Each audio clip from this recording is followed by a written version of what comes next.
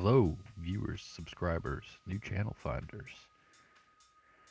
This is another follow-up video of sorts to the PlayStation 2 potentiometer repair, disk drive repair. In that video, the ultimate conclusion that I found out was that, yes, I could fix a PlayStation 2's potentiometer. It's just a simple tweak, really. And also, that the PlayStation 2 controller I have is mysteriously dead. So, I went on to try to repair the controller, had no luck, don't know where to begin, don't know what's wrong with it.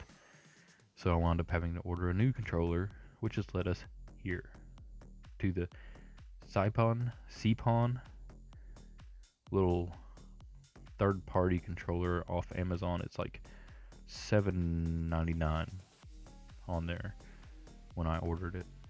So $8, new controller. Admittedly, the buttons feel pretty darn good. The build quality is not great though. The plastic feels cheap and light, and there's like some mold marks, seams and stuff left on the plug. So take it apart to see what's inside, and the build quality only gets worse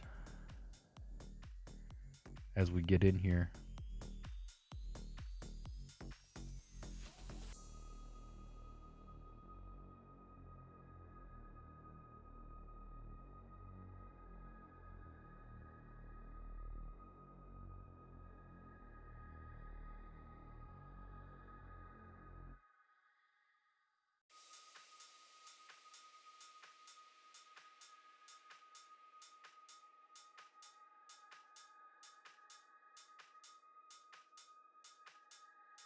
There's some hot glue and stuff strewn about. The little PCBs for the R1 and R2, L1, L2 buttons are on separate boards. It's not made at all like a PlayStation 2 controller originally was. It's a completely different beast in here. Frail little wires strewn about. The buttons and stuff do feel good. It could just be because the membrane is newer, has not had time to break down or break in.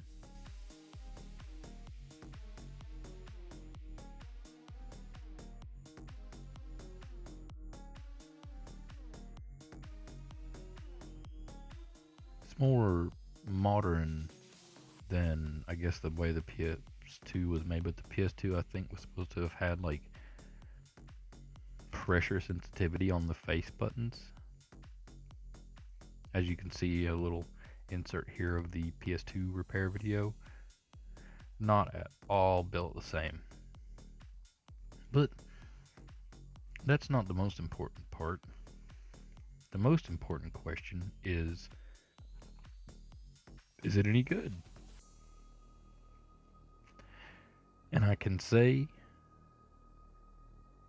for 100% fact, this thing is finagly to put back together. It's why I've got a time lapse here, so I can show you that without dragging it out forever, because the bumper buttons just want to fly out everywhere. So I found that this position here was the best way to hold it to get this controller to go back together.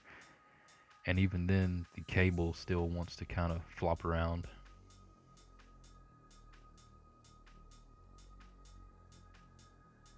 But all in all, I'd say for what it cost, it feels like a pretty good controller. Again, the real question is, does it game well? A lot of the reviews on Amazon said that the stick acceleration built into the controller would have you from 0 to 1000 super quickly. So I decided that the first game that I would try to play is a shooter.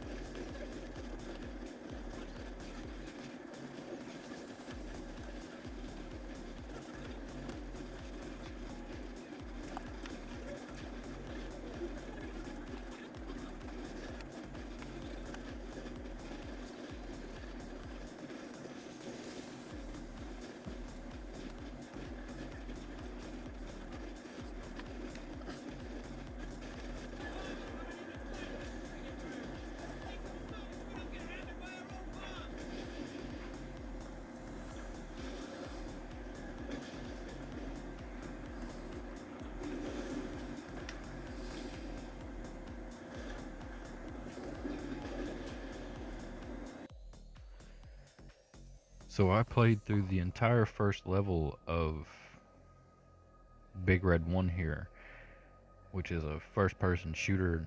I feel like the controller did pretty well overall.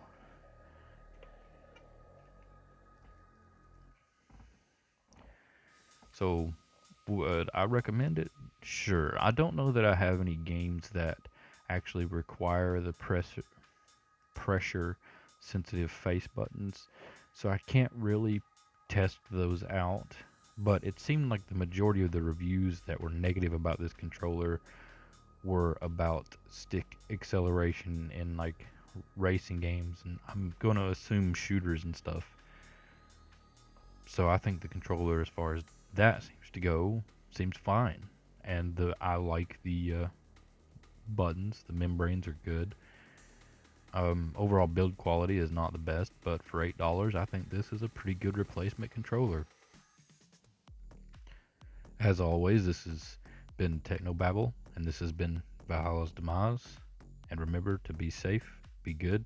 Hope to catch you in the next one.